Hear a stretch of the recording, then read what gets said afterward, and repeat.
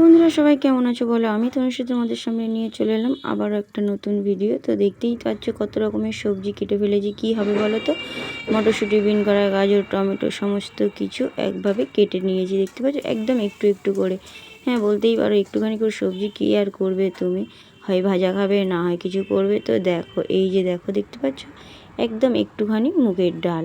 নিরামিষের দিনে আর কি করা যেতে পারে। আবার এতে এখনও ফুলকপি, তারপরে আরও কিছু দেওয়া যেতেই পারে, কিন্তু আবার বেশি কিছু দিলে আমাদের বাড়ির লোক বলবে কি গরুর ঘাস খাওয়াচ্ছ নাকি গাবজেছো, তাই অল্প অল্প একটু একটু করে দিলাম। তারা এরা আবার বেশি সবজি পছন্দ, মানে ডালের মধ্যে বেশি সবজি আবার ভালো লাগবে না হয়তো, সেই জন্য ফুলকপি টুলকপি সবই ছিল কিন্তু দিলাম না আমি। শুধু এই সামান্য একটুখানি বিন কড়ায় গাজর আর মটরশুঁটি টমেটো দিয়ে করেই ফেললাম ডালটা। আর একদম একটুখানি মুগের ডাল। দেখতে পাচ্ছ, বলতেই পারো যে তুমি কি একা খাবে নাকি। না না, আমি একা খাবো না, 5 জনে খাবো। 5 জনে হয়ে যাবে। আমাদের বাড়িতে তো বেশি লাগে না, একটু একটু হলেই যেন সবার হয়ে যায়। অনেকের আছে একটু বেশি না হলে ঠিক হয় না, কিন্তু আমাদের আবার বেশি লাগে না।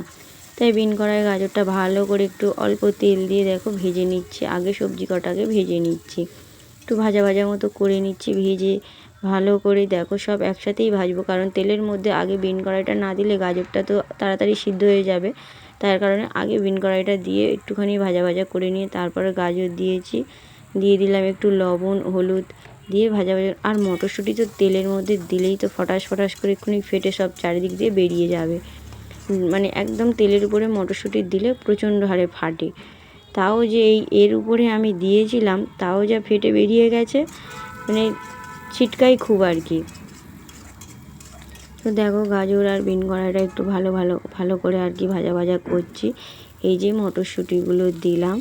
তো মটরশুঁটিটা এতটা ফাটছিল, তা সে মানে ক্যামেরা এদিক ওদিক হয়ে গেছে। এক হাতে ক্যামেরা ধরা আর এক হাতে এই যে রান্না করছি। দেখো সবজিগুলো সমস্ত কিছু ভাজা হয়ে গেছে। এবারে সেই তেলের মধ্যে ডালটা ধুয়ে এই যে একটু ভেজে নিচ্ছি। একদম একটুখানি ডাল, দেখতে পাচ্ছ। আর মুগের ডাল কিন্তু বেশি নিলে অনেকটা ঘন হয়ে যায়। অনেকে আছে একটু ঘন পছন্দ করে, অনেকে আছে বেশি ঘন পছন্দ করে না।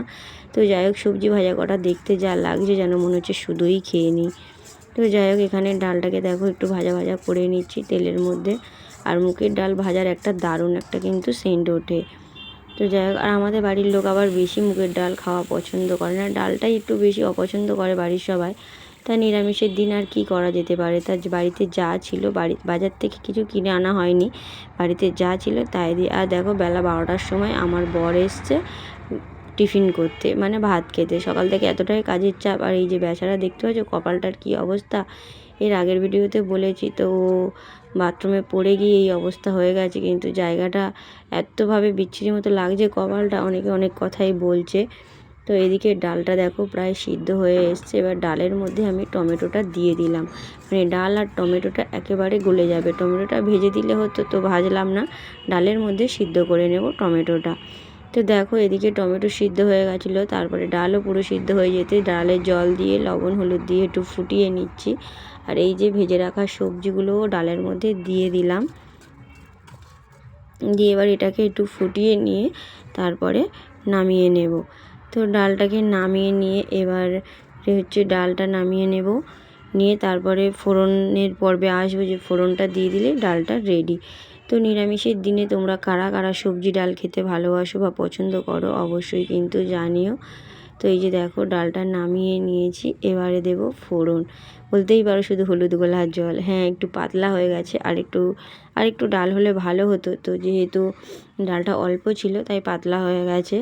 তো যাই হোক, এই দিয়ে চিটেপুটে একটা বেলা চলে যাবে। কড়ার মধ্যে তেল দিয়ে দিয়েছি, শুকনো লঙ্কা তেজপাতা আর গোটা জিরে দিলে ভালো হতো। গোটা জিরে কাছে ছিল না বা বাড়িতে ছিল না, তাই একটুখানি কালো জিরে দিলাম। কালো জিরেটা ঠিক চলে না মুগের ডালে, কিন্তু তাও কী করলাম, দিলাম একটু। 5 ফোড়নও ছিল না। আর এই যে একটু আদা ঘষে নিয়ে দিয়ে দিলাম। মুগের ডালে একটু আদা জিরে দিলে বেশ ভালো লাগে, বেটে দিলেও আরও বেশি ভালো হতো। তো আমি ঘষে নিয়ে দিয়েছি। তো দেখো এবারে আমি এই যে ডালটা ফোড়ন দিয়ে দেবো। এইভাবে ডাল ঢালতে গিয়ে যখন প্রথম রান্না করতে শিখি আমার হাত পুড়ে গেছিলো। তো তাই এখন খুব সাবধানে আর কি ডালটাকে এইভাবে ঢালে। আর মুগের ডালে একটু তো চিনি দিতেই হবে, চিনি না দিলে ঠিক টেস্টটা যেন আসে না ডালের। মুগের ডালে একটু চিনি লাগবেই লাগবে, যারা খায় না তারা হয়তো দেয় না। যা হোক, নুন চিনিটা ব্যালেন্স করে দিয়ে দিলাম। আর এই যে ডালটা ফুটে গেছে, ডালটা এবারে হয়ে যাওয়ার মুখে, প্রায় হয়েই গেছে। এবার ডালটাকে আমি নামিয়ে নেব। সবজি ডাল খেতে কার কার ভালো লাগে অবশ্যই কিন্তু জানিও, আমার তো বেশ লাগে। তো আমার ডাল রান্না হয়ে গেছে, এবারে আমি পাত্রের মধ্যে ঢেলে নিলাম। দেখো হলুদ গোলা জল ডাল সব এক হয়ে গেছে, ডালটা একটু পাতলা হয়ে গেছে।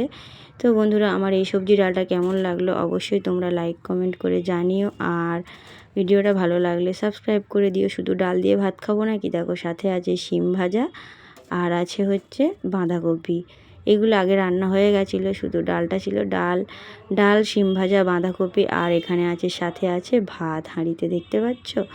এই ছিল আজকের মেনু। ভিডিওটা ভালো লাগলে অবশ্যই লাইক কমেন্ট শেয়ার করে দিও, সাবস্ক্রাইব করে দিও। ভিডিওটা আমি এখানেই শেষ করলাম। সবাই সুস্থ থেকো, ভালো থেকো।